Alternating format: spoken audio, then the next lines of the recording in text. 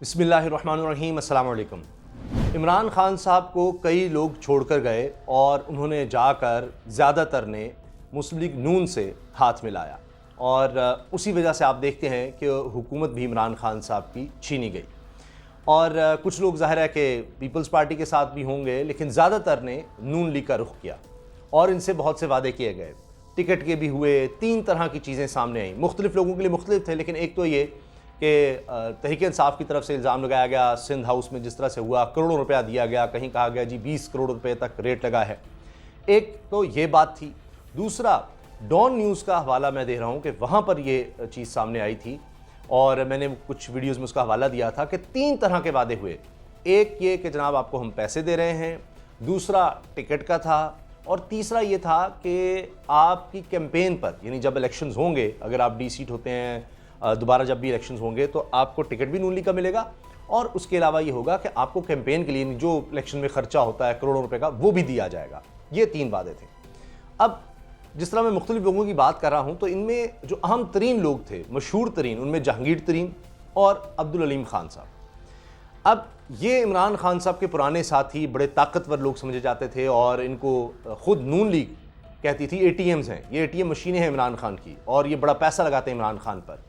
और अलीम खान साहब ने एक प्रेस कॉन्फ्रेंस भी की और इस चीज़ का वो बरमला इज़हार करते हैं कि जितने बड़े बड़े जलसे थे उनमें बाकायदा इन्होंने बड़े पैसे लगाए, इंतज़ामात में बहुत ज़्यादा पैसे लगाते थे अलीम खान साहब। ये अब अलग बात है कि इनके छोड़ जाने के बाद इमरान खान साहब के उससे ज़्यादा बड़े जलसे हुए हैं, उससे ज़्यादा तादाद में लोग आए हैं। अब देखना यह है कि अलीम खान साहब को किस तरह से नुकसान हुआ है इमरान खान साहब को छोड़कर जाने पर। एक चीज़ तो यह है कि अब वो इलेक्शन ही नहीं लड़ रहे और बदनामी अलग हुई, लेकिन जो इमरान खान साहब ने उनके बारे में कहा, और ये बात भी चली कि एलडीए की तरफ से भी जो लोग वहाँ काम करते हैं उन्होंने भी इसकी तस्दीक की कि जी कोई 2000 कनाल और इस तरह से कुछ ज़मीन थी जो रावी रिवर बेड में थी और ये उसको रेगुलराइज करवाना चाहते थे, वो नहीं हो सका। और ये बात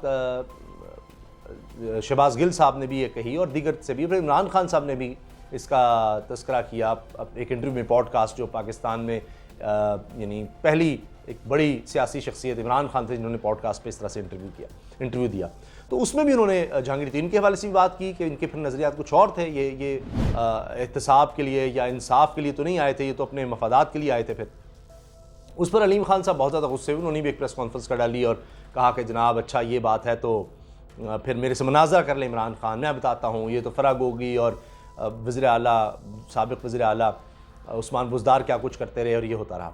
लेकिन आप ये देखिए कि सबसे पहले जो काम हुआ, और इख्तिलाफ़ात तो पुराने होंगे, लेकिन जब तक ये इन्होंने आखिरी मुलाकात की इमरान खान से और जनाब कहा जी मैंने अपना इस्तीफ़ा दे दिया है क्योंकि मैंने अब समा टीवी ख़रीद लिया है और अब ये कॉन्फ्लिक्ट ऑफ इंटरेस्ट होगा, मैंने वजारत भी छोड़ दी है।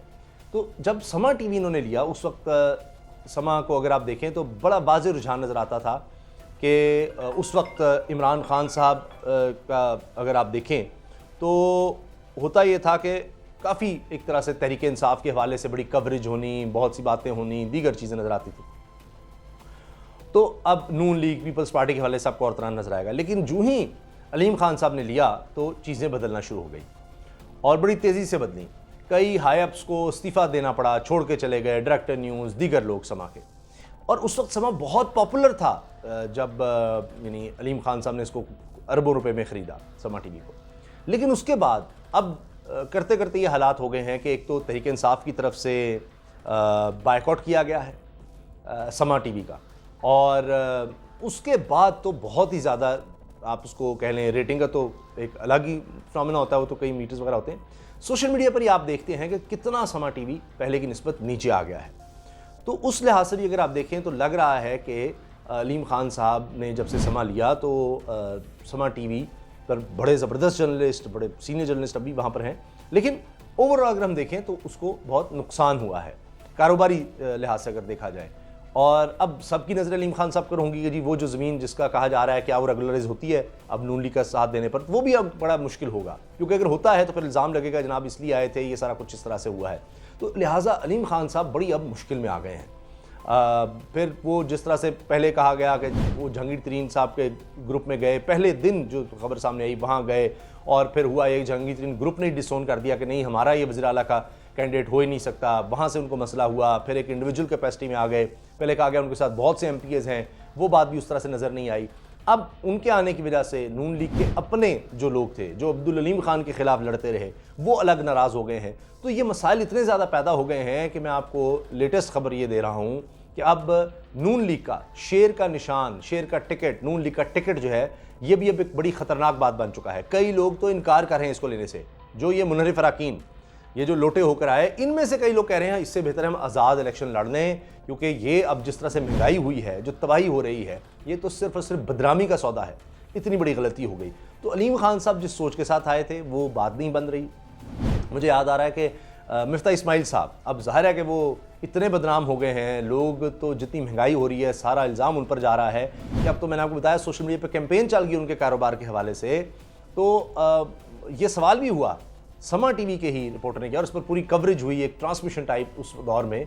ये अब्दुल अलीम खान साहब ने जब समा खरीदा उससे पहले की बात है, मिफ्ता इस्माइल साहब उस वक्त अपोजिशन में थे, उन्होंने कहा कि जी इमरान खान के दौर में तबाह हो गया कारोबार, कुछ नहीं रहा। तो समा टीवी के ही रिपोर्टर ने सवाल किया कि जनाब आपके, और उन्होंने दिखाया एक चीज़ दिखाई, आपका कारोबार तो जितना तरक्की की तरफ गया है, जितना उसमें प्रॉफिट आया है, ये तो नून लीग के दौर में कभी था ही नहीं, क्योंकि वो तो आपकी अपनी हुकूमत थी उस दौर में भी, आप वज़ीर ख़जाना भी रहे माजी में भी, तो इतना अरूज तो आपके कारोबार ने कभी नहीं देखा जितना इमरान खान के कारोबार में देखा। तो इस पर पूरी कवरेज हुई और दो चीज़ें मैं समझता हूँ साबित हुई कि एक, इमरान खान ने कोई पॉलिटिकल विक्टिमाइजेशन नहीं की, उनके कारोबार के खिलाफ कोई कुछ नहीं किया। दूसरा ये कि मईशत कहीं ज़्यादा अच्छी जा रही थी। ये हालात नहीं थे कि डॉलर 230 की बातें हो रही हैं आपके, जी 230 240 तक डॉलर जा सकता है, 300 रुपये के करीब पेट्रोल जा सकता है, ये तो तबाही है। और ये सारी बदनामी इन हुकूमतों को तो मिलेगी ही, यानी चाहे वो सिंध हुकूमत पीपल्स पार्टी की है, PDM की हुकूमत है, पंजाब में देख लें हुकूमत, सारा कुछ, नून लीग, पीपल्स पार्टी, JUIF। लेकिन अलीम खान साहब जैसे लोग जो छोड़कर आए इमरान खान को, उनके लिए क्या होगा? वो जो कहते थे कि जनाब हम अपने हल्के में नहीं जा सकते महंगाई की वजह से, सारों से आप बात करें जितने भी थे, कोई इमरान खान पर करप्शन का चार्ज नहीं लगाते, कोई कुछ नहीं कहते थे। सारी बात क्या होती थी कि जनाब महंगाई इतनी होगी, हम अपने हल्कों में नहीं जा सकते, ये कीमतें कम कर दें, हम ये कर देंगे, वो कर देंगे, हम आ जाएंगे वापस। आप सोचिए कि 150 रुपये पर जहाँ पर पेट्रोल था, आज वो 250 की तरफ है, 250 की तरफ। मैं आपको बता रहा हूँ अभी से, कहाँ बिजली दुगनी महंगी हो गई, घी 200 रुपये फ़ी किलो महंगा हो गया, गैस 1.5 गुना महंगी हो गई, नहीं 45% अभी से उसका हो गया। हर चीज़ में तूफान आ गया, पाकिस्तान की तारीख का महंगाई का बदतरीन ये तूफान है। तो अब ये लोग क्या करेंगे? तो इसलिए इनको तो लेने के देने पड़ गए हैं। अब खर्चा अब भी कर रहे हैं अलीम खान साहब, बहुत कुछ कर रहे हैं, लेकिन क्या उनको वो सब कुछ मिल सकेगा?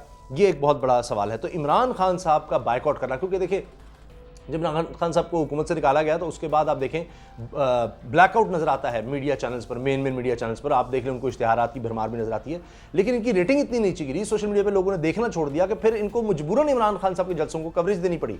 और फिर ये कभी कभी टाइटल कुछ अपना जो सोशल मीडिया पर कुछ और करते थे, जैसे इमरान खान साहब को कहीं फेवर भी कर रहे हों, लेकिन इलेक्ट्रॉनिक मीडिया पर, टेलीविजन पर आपको और नजर आता है। वही चीज़ अपलोड होती थी सोशल मीडिया पर तो और होता था कि कोई लोग देखना इमरान खान को चाहते थे, बात ही इमरान खान की सुनना चाहते थे। लेकिन अब तो कहानी और हो गई ना, अब तो जो कुछ ये हुकूमत कर रही है, महंगाई और बेरोजगारी का जो तूफान है जो आता चला जा रहा है, अभी उसके असरात अभी आना शुरू हुए हैं, तो आप सोचिए कि इमरान खान की पॉपुलैरिटी कहाँ तक पहुँचेगी और ये तो बर्बाद हो जाएंगे सारे। अलीम खान साहब की सियासत का क्या बनेगा, ये सोचने की बात है। ये कोई बहुत बड़ा आपको साइंटिस्ट होने की जरूरत नहीं है, ये चीज़ें तो सारी समझ आ रही हैं, सामने नजर आ रही हैं। हालात ये हैं कि अब आज की खबर है कि हमजा शहबाज भागे भागे जा रहे हैं, जरदारी साहब से मिल रहे हैं कि जनाब देख लें वजारत पर झगड़े पड़े हुए हैं, वो ही नहीं बन रही, तो इनको कौन देखेगा? उनकी तो आपस की लड़ाई नहीं खत्म हो रही, पीपल्स पार्टी और नून लीग की। अभी वजारत ख़जाना पर झगड़ा हो रहा है पंजाब के लिए, और मसाइल बन रहे हैं, अभी ज़िमनी इलेक्शन होने हैं, उसमें क्या बनेगा? और पूरी रियासत का जोर अभी से लगाना शुरू कर दिया गया है कि जो लोग मुनहरिफ थे, D सीट के इलेक्शन कमीशन ने, जिनमें अब्दुल अलीम खान साहब भी हैं, अब इनकी जगह पर जो इलेक्शन होने हैं उसमें किस तरह से जीता जाए, पैसा हर चीज़ बहा दी जाए, क्योंकि वरना तो गवर्नमेंट ही चली जाएगी। तो ये 20 सीटों पर उतना जोर लगाना है जितना आप कोई पूरे पाकिस्तान की MP MNA मिला के जो सैकड़ों सीटें हैं उन पर इतना जोर नहीं लगाया जाता जितना सिर्फ इन 20 सीटों पर लगना है। पूरी रियासत का जोर, पूरी हुकूमत का जोर इन पर लगना है। उसके बावजूद इतना ज़्यादा खौफ है कि मैंने आपको बताया कि टिकट नहीं ले रहे नून लीग का लोग, ये हालात बन चुके हैं। तो ऐसे लोग अब्दुल अलीम खान साहब जैसे जो छोड़ कर गए, अब मैं आप पर छोड़ता हूँ, कमेंट सेक्शन में अपनी राय का इजहार कीजिएगा कि आप क्या समझते हैं, क्या खोया क्या पाया। अल्लाह हाफ़िज़।